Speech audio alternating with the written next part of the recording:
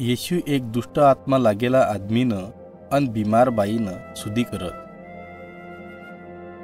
एक दन येशू अन हिना चेला डोंगाम बेशीन समुद्रना पार गरसेकर नामना देशम गया.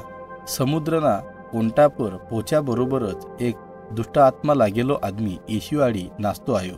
आ आदमी आत्र शक्तिशाली थोक कोईच हिन काबूम करी कोणी सकता था. कईक बार लोकुवे हिना हात गोळावन साकलीवती अन बेडीवती भांद्या पण यो हिन तोडी डालतो थो. यो आदमी कबरूम रहतो थो अन रातदन जोरती चिकरतो थो. यो हिना आंगम कपडा कोणी घालतो थो अन स्वतानं भत्रेती हमेशा मारतो थो. फेरी जध यो आदमी येशूकन आयो तध येशूना आगल आईन ही ढुकण्यात टेकी दिदा अन फेरी येशूए यो आदमीना अंदरनी दुष्ट आत्मानं बोल्यू, आ आदमी मती बाहर निकल. फेरी यो दुष्ट आत्मा लागेलो आदमी जोरती चिकरियो, वो सबंती मोठा देवना लडका येशू, तू वचम शे पडू करच, म तारे ती आरच करूच क मन दुख नको द. तध येशूए यो आदमीना अंदरनी दुष्ट आत्माने विचार्યું, तारू नाम શું છે? हे बोल्યું, मारू नाम सेना छ, म्हणजे हम घना छे. सेना आ शब्द रोमी शिपाईवना एक मोठा झुंडनं बोलता था. यो दुष्ट आत्माए येशूनं आरज करानं लागे, मेहरबानी करीन हमनं आ इलाकामती बाहर नको मोकल अन ह्याच कंधना टेकडा पर डुकलडावनो एक खाण चरू कर्यो.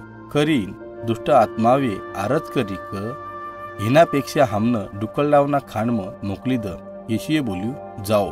तध यो दुष्ट आत्मा यो आदमीमती निकलीन डुकलडावना खाणम घुसी गये अन यो डुकलडावनो खान कराळीती हेठ नाचतो गयो अन समुद्रम डुबीन मरी गयो.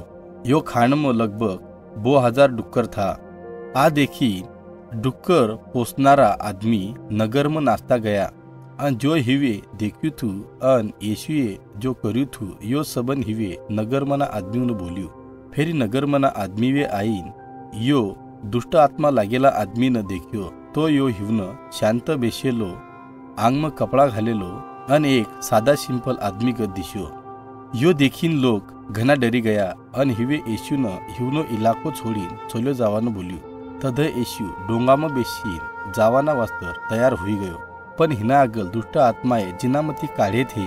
यो आदमी येशू केळ जावाना वास्तर हिन आरज कराना लाग्यो. पण येशूए हिन बोल्यू, कोणी तू तारा घर जा अन तारा सोबतीवन अन तारा खटला मना सबन्न बोल क देवे तारा वास्तर सु करी राख्यूच अन तारा पर किम दया देखाली राखी.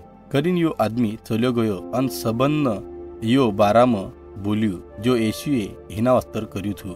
हिने आ वात ऐकनारा हरेक आदमी हैरान हुई गया.